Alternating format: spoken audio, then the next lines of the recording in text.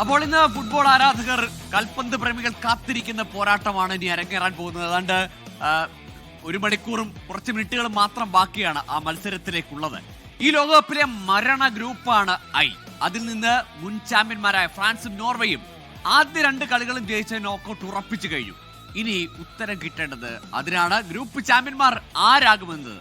വൻ താരനിരയുമായി എത്തുന്ന ഫ്രാൻസോ അതോ ഈ ലോകകപ്പിലെ കറുത്ത കുതിരകളാകുമെന്ന് കരുതുന്ന നോർവേയോ? മത്സരം രാത്രി 12:30 ഇനി ഏതാണ്ട് 1 മണിക്കൂറും 15 മിനിറ്റിൽ താഴെ മാത്രം സമയമാണ് ബാക്കിയുള്ളത്. ഏതായാലും വമ്പന്മാർ പോരാടുകയാണ്. അതിൽ കുന്തമുനയായി നിൽക്കുന്ന 2 താരങ്ങളാണ് എർലിംഗ് ഹാലൻഡും ഒപ്പം കിലിയൻ എംബാപ്പയും. 2 താരങ്ങളിലേക്കാണ് ശ്രദ്ധ മുഴുവൻ. അപ്പോൾ നമുക്ക് ഈ ഗ്രൂപ്പിൽ ഇതുവരെയുള്ള ഈ ഇരു ടീമുകളുടെയും പ്രകടനം ഒന്ന് പരിശോധിക്കാം.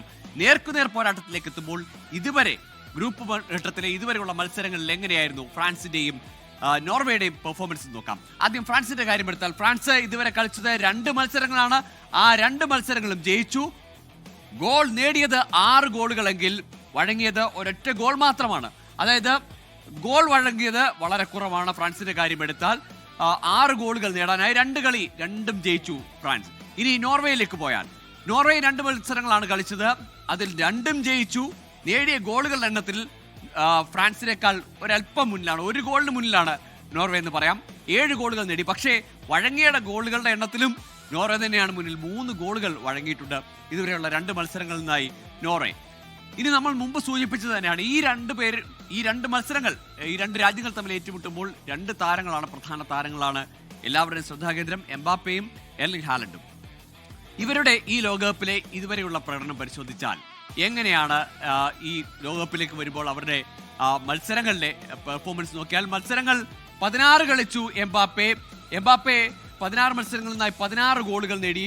3 അസിസ്റ്റുമാണ് എംബാപ്പയുടെ സ്വന്തമായിട്ടുള്ളത്. ഇനി ഹാലൻഡിലേക്ക് വന്നാൽ എംബാപ്പയുടെ വേഗതയാണ് ഏറ്റവും ശ്രദ്ധ നേടുന്നത്. എംബാപ്പെ ഇത്തവണ മെസ്സിക്കൊപ്പം ഇങ്ങനെ ഗോൾ വേട്ടയിൽ ഇഞ്ചോടിഞ്ച് മത്സരിക്കുകയുമാണ്. അപ്പോൾ ഇന്നത്തെ കളിയിൽ എംബാപ്പെ എത്ര ഗോൾ നേടുമെന്നൊക്കെയും ശ്രദ്ധാകേന്ദ്രമാണ്. ഇനി എർലിംഗ് ഹാലൻഡിലേക്ക് വന്നാൽ എർലിംഗ് ഹാലൻഡ് കളിച്ച മത്സരങ്ങൾ 2 അതിൽ 4 ഗോളുകൾ നേടി. അസിസ്റ്റ് 0 പക്ഷേ ഈ 2 താരങ്ങൾ നേർക്കുനേർ വരുമ്പോൾ ഇന്ന് ഇവരുടെ കൂടി ഒരു ബലാബല പോരാട്ടമാണ്. ഒരു ടച്ച് സ്റ്റോൺ മാച്ച് എന്ന് വേണമെങ്കിൽ വിളിക്കാം. ഈ 2 താരങ്ങളെയും നേർക്കുനേർ വരുമ്പോൾ അവരെ വിലയിരുത്തുകയാണ് ഫുട്ബോൾ ലോകം. ഇന്ന് ഏതായാലും 12:30 ആ മത്സരം ആരംഭിക്കുക. ഏതായാലും കാത്തിരിക്കുന്ന തീപാറും പോരാട്ടം എന്ന് ഉറപ്പാണ്. ഇനി രാത്രി 12:30 തന്നെ ഐ ഗ്രൂപ്പിലെ മറ്റൊരു മത്സരം കൂടിയുണ്ട്. സെനഗൽ ഇറാഖിനെ നേരിടുകയാണ്. ആദ്യ 2 കളിയും തോറ്റ സെനഗൽ ഇപ്പോഴും ഔദ്യോഗികമായി പുറത്തായി എന്ന് പറയാനാകില്ല. മികച്ച 3ാം സ്ഥാനക്കാരിൽ ഒരു ടീം ആവാനായാൽ സെനഗലിന് ഇനിയും നോക്കൌട്ട് സാധ്യതയുണ്ട്. അതിന് ഇറാഖിനെ വലിയ മാർജിനിൽ ജയിക്കണം, ഇറാഖിനെ തോൽപ്പിക്കണം എന്നതാണ്. പക്ഷേ ഇപ്പോൾ -3 ആണ് സെനഗലിന്റെ ഗോൾ ഡിഫറൻസ്. ഇറാഖ് പുറത്തായി കഴിയുകയും ചെയ്തു. ഇനി ഗ്രൂപ്പ് എച്ചിലേക്ക് വന്നാൽ ഗ്രൂപ്പ് എച്ചിലെ 2 മത്സരങ്ങൾ ഇന്ത്യൻ സമയം നാളെ രാവിലെ 5:30 യുറുഗ്വേ സ്പെയിൻ പോരാട്ടമാണ് ഇതിൽ പ്രധാനം.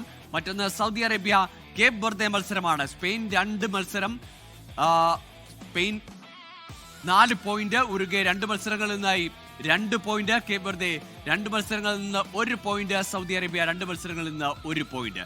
ഇതാണ് ഗ്രൂപ്പ് എച്ചിലെ പോയിന്റ് നില. ഇനി ഗ്രൂപ്പ് ജിയിലേക്ക് വന്നാൽ നാളെ രാവിലെ 8:30 ബെൽജിയം ന്യൂസിലാൻഡ് പോരാട്ടമാണ്. ഈജിപ്ത് ഇറാൻ തമ്മിലുള്ള മത്സരവും നാളെ നടക്കും. ഈജിപ്ത് 2 മത്സരം 4 പോയിന്റ്. ഇറാൻ 2 മത്സരങ്ങളിൽ നിന്ന് 2 പോയിന്റ്. ബെൽജിയം 2 മത്സരത്തിൽ നിന്ന് 2 പോയിന്റ്. ന്യൂസിലാൻഡ് 2 മത്സരം 1 പോയിന്റ്. ഇതാണ് ഗ്രൂപ്പ് ജിയിലെ പോയിന്റ് നില. 2 ഗ്രൂപ്പുകളിലും മത്സരമുണ്ട്. അതായത് 3 ഗ്രൂപ്പുകളിലെ മത്സരങ്ങളാണ് ഇന്ന് നടക്കാൻ പോകുന്നത്. IHG അങ്ങനെ 3 ഗ്രൂപ്പുകളിലെ മത്സരങ്ങൾ കൂടി നടക്കുന്നു ഇന്നും നാളെ പുലർച്ചെയുമായി.